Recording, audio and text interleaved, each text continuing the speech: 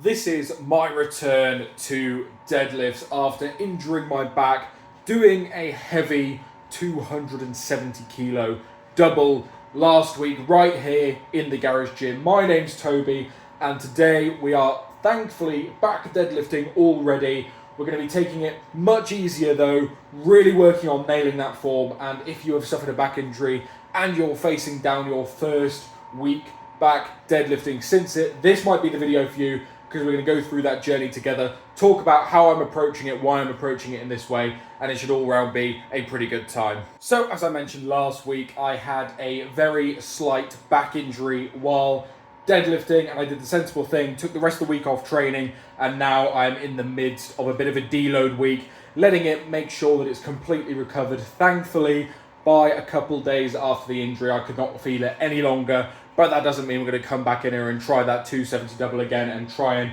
re-injure it. No, we're going to be keeping it light, and much like I did on the squats, if you have seen that video about my back injury, we are going to be taking it nice and light in a very comfortable weight that's still pretty heavy, just so we can feel some heavy weight through the spine, make sure that everything's feeling good, and just do a bunch of sets of 1 or 2 reps, really focusing on the core bracing, really focusing on the form, making sure we nail it completely right. So that's exactly what we're going to be doing today. So we're going to be taking what we normally do on a deadlift session and slightly modifying it to accommodate for the fact that this is now a more of a deload session. We're going to be doing some more pump work, some more reps, making sure that we get loads of blood throwing through the back and that general area, just to make sure that we're getting as best recovery as possible on that area, so that when we go back into the full swing of things in the next block, we are recovered, we're repaired, and the injury is no longer affecting us. So for a bit of a session plan, normally I would have a heavy double followed by 4 or 5 sets of speed doubles at a much lighter weight. Today we're going to be skipping that heavy double and just taking the speed rep weight, which is around about 200 kilo. We're going to be doing 5 sets of 2 reps, but we're not going to be doing them for speed reps. We're going to be doing them for normal reps, so that I can focus on my form, focus on feeling good throughout the movement, and just getting some good work in on the deadlifts. A really good excuse to practice that form, making sure we're nailing it, so that when we go heavy again in the next few weeks, we can just not even think about it, just go straight in and nail it with some good form. So that's how we're going to start off. Then after that, normally we'd have some RDLs, some bent over rows, all of which is pretty hefty on the posterior chain.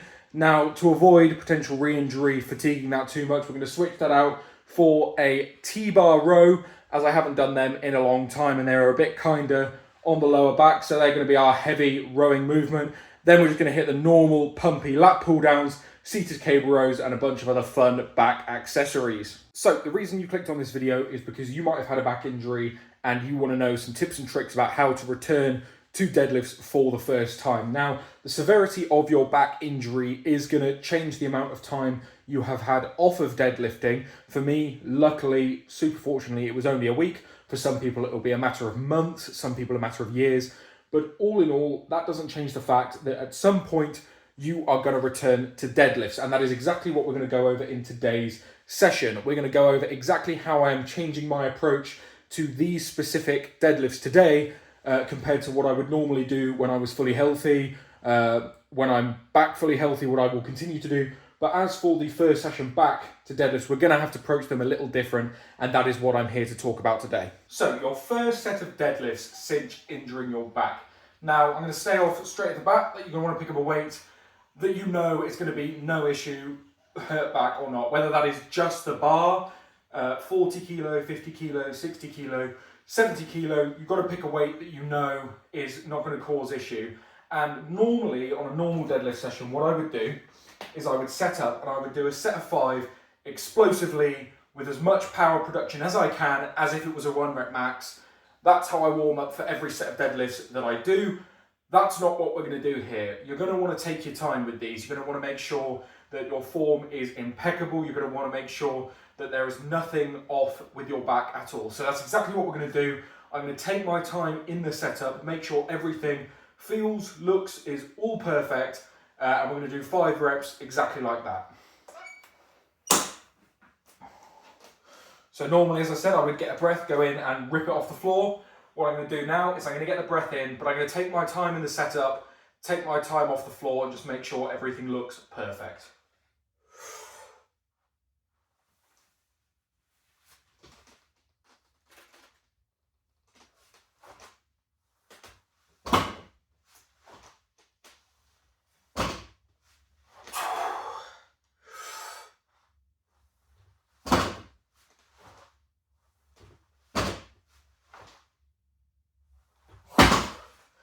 So now you'll see I didn't go slowly, I didn't control the weight up because that's not how you deadlift.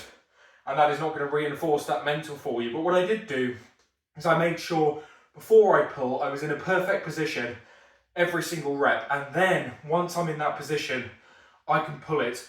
And I didn't put all of my power into that. I put enough power that it moved easy, but not all of my power, because that's how, if you jerk it off the floor, you re-injure that back. So make sure you set up, get a really good position, and then you can lift it close to full capacity, maybe 70, 80% of your power. So it goes without saying that this is assuming that you can deadlift in any capacity.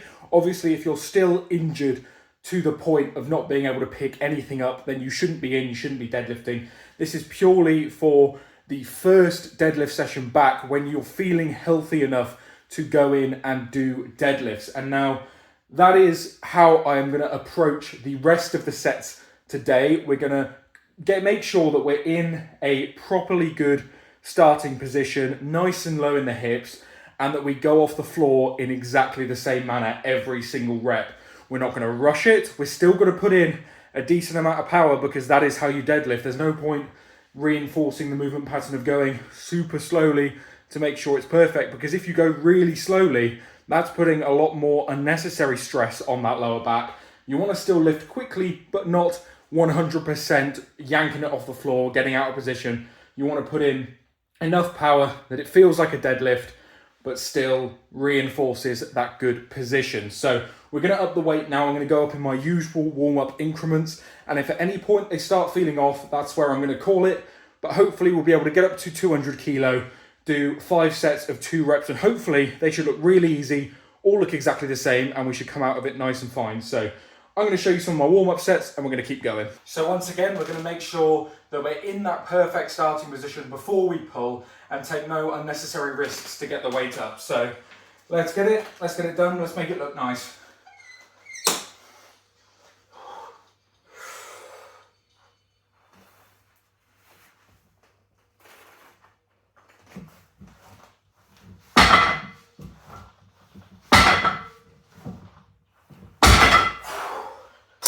So yeah, no issues there, feels absolutely fine, feels pretty speedy, so let's up the weight. And this is where that mental side of things is going to start coming back in. So this is as much about getting that mental side back checked in, feeling good, as well as the back itself. So obviously this is about getting the back used to this weight again, ready to deadlift again, but it's as much about that as making sure that when you're in your head thinking about, oh, last time I got injured, you remember that actually you came back, it felt perfect, and you didn't push it too far. So the main thing to remember is don't let the mental get a step ahead of you.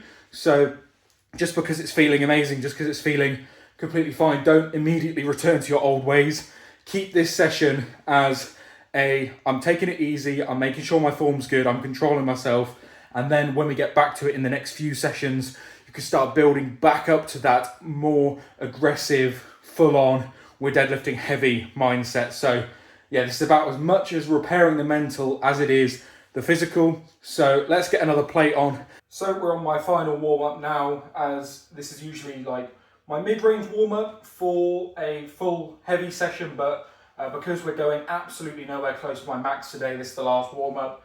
This should move really nice and smoothly. It might move slower than you'd expect it to. Obviously, you're coming back from injury, so it's going to move slower than you'd like it to. Again, luckily for me, the injury wasn't a long one, so I expect to still be at pretty much full power, but for someone who's taken a lot longer off of training, it's going to have more and more of an effect. So make sure you don't overestimate your abilities when coming back from injury. But for me, this should be absolutely fine. Again, we should be able to make sure we're in a very, very good starting position, not rush it, and just get a really nice, clean, solid rep.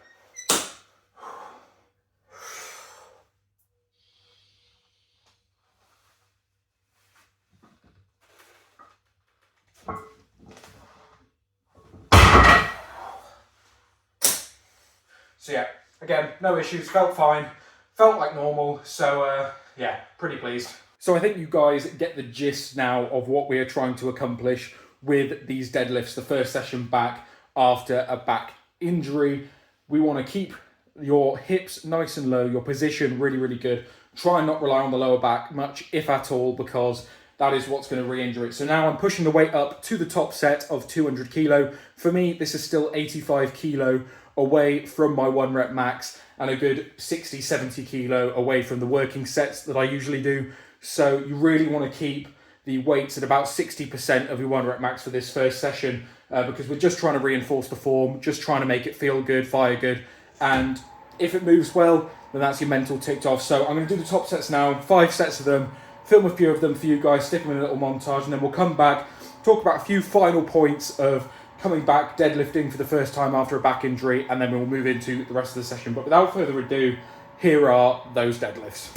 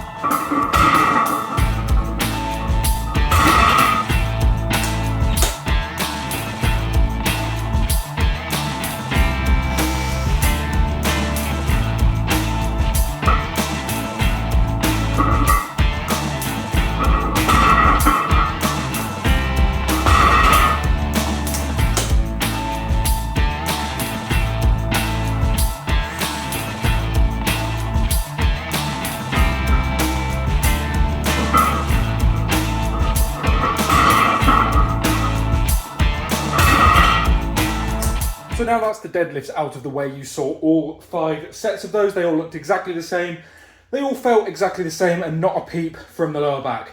So that's fantastic. But now you're probably wondering how to structure the rest of your session. Now you've got the deadlifts, the scary bit, out of the way. How do we build upon that for the rest of the session without compromising the back in any other way? So what I'm going to do, and what I've done for the rest of this week, is replace all of my heavy compound variations that are used for building strength with exercises that are more bodybuilding focused, more focused on getting the pump, building blood and muscle around the back so that all of this fresh new blood can go in, pump up the back. It's going to feel pretty nasty, and then it'll flush through all the toxins, get a load of new blood in and repair the lower back even better. So what I'm going to do is, usually we do RDLs, then we do bent over rows or Penlay rows.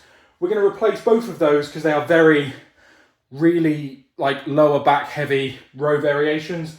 We're going to replace those with some lighter T-bar rows for higher reps to get some blood through the upper back. And then on the cable machine, we're going to be doing some accessories on there that we wouldn't usually do. So normally we do lat pull down, seated rows, and this time we're going to still do lat pull downs and seated rows, but we're going to change up the grip, do close grip lat pull downs, and then I've got a little bit of an experiment I want to try on the seated rows. So basically, this is your excuse to get some exercises in that you wouldn't normally do. So any bodybuilding type exercises if you are into that strength training stuff. So yeah, just experiment, just get a lot of blood through the upper back.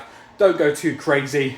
This is all about repair and recovery, but yeah, feeling really good after those deadlifts, really confident that next week we'll be back to it properly. So yeah, I'm going to set up the T-bar row. I'll talk a bit more about it and then we'll get cracking. So T-bar row set up now. You can see it's still fairly heavy, 75 kilo. We're going to try for 6 to 10 reps each set.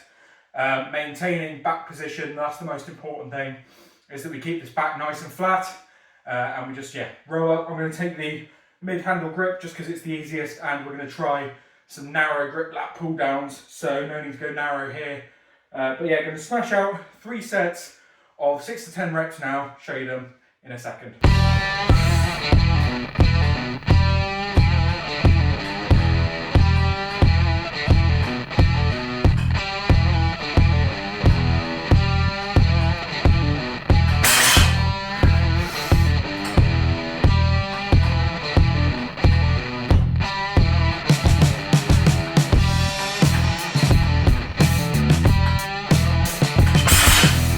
So as you can see there, the T-bar rows were a very manageable weight for me. Nice and easy, just to get some blood through the back, nice and pumped without compromising the lower back position. If I was doing them as part of my strength training, I would do them much heavier, much more cheaty, properly rowing them nice and explosively. But that does compromise the lower back to a certain extent, so trying to keep it light, keep it simple, just get some blood through. But yeah, they felt awesome. Now we're going to move on to the close grip lat pull downs. Never done these before, so going to mess around with the weight of those for a bit and sort of figure out where's best. But it's always good to get a different bit of stimulus on your body, and being off program, recovering is a perfect excuse to try out some new stuff, get the muscles you don't usually worked. So that's exactly what we're going to do. But yeah, lat pull downs up next. We're going to give them a go, smash them out. Again, 3 sets of those. I'll probably record 2, show them to you guys, and then we'll speak about them a bit afterwards.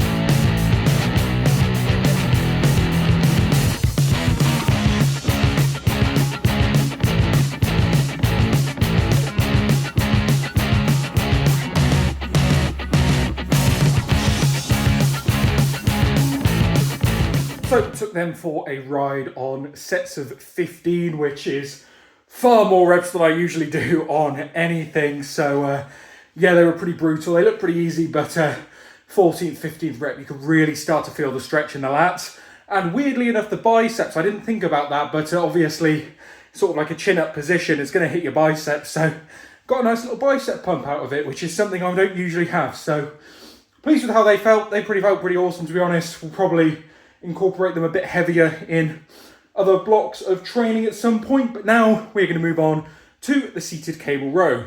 So I mentioned that we'd be doing a little bit of experiment with the seated cable row, and that is because usually I just use the cable attachments that I've got for the lat pull down and the seated row, you know, the really nice stainless steel ones.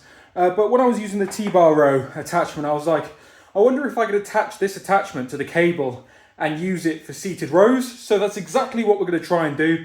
Obviously it provides a slightly different grip than the other cable attachments, so it will be a slightly different feel, and why not, in a week of deload, give it an experiment, and if it feels awesome, then I will use it on other seated row days in my main program. So that's exactly what we're going to do. Using these sessions for experimentation is a fantastic thing to keep it interesting, keep it fresh, while you can't push it heavy because of the injury. So that's exactly what we're going to do. So I'm going to set it up, give it a go, show you the sets, and then we'll talk about it afterwards. So by using one of the big carabiners off my chains, they managed to fit on there pretty well. So hopefully this holds together well. And actually, because the carabiner is angled upwards, it might make for a bit of a different feel and a slightly higher row. So we'll give it a go. I'm going to sit down, try it out now. Let's see how it feels.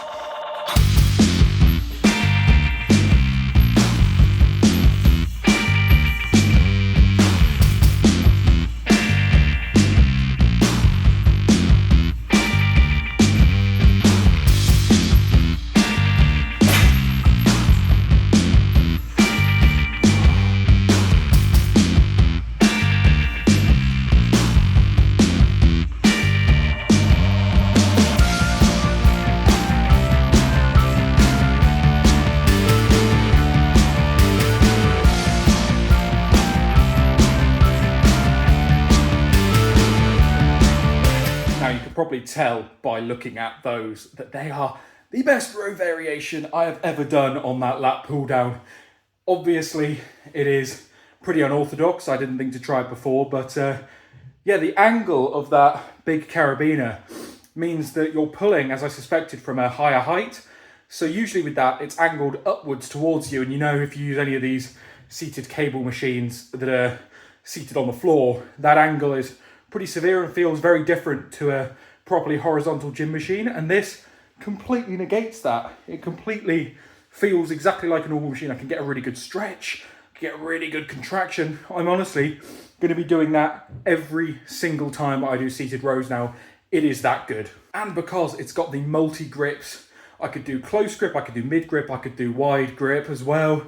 It all feels fantastic. I'm just so happy that we decided to do that. See, that is what these sort of recovery pumpy sessions are all about, experimenting and finding new ways to get absolutely jacked and stacked. So that is the end of today's session. Nice and pumped now. Not as long as our usual deadlift sessions, obviously, but 5 sets of 2 at 200.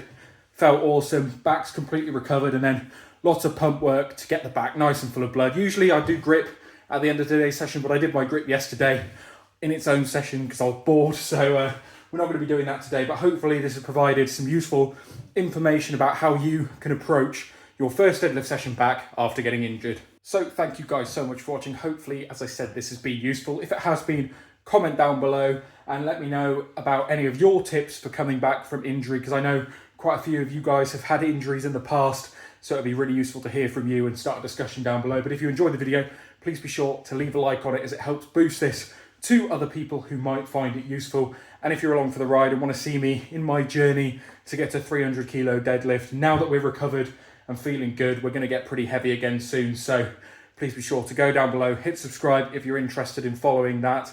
But anyway, thank you guys once again for watching. I've been Toby and I will see you in the next video.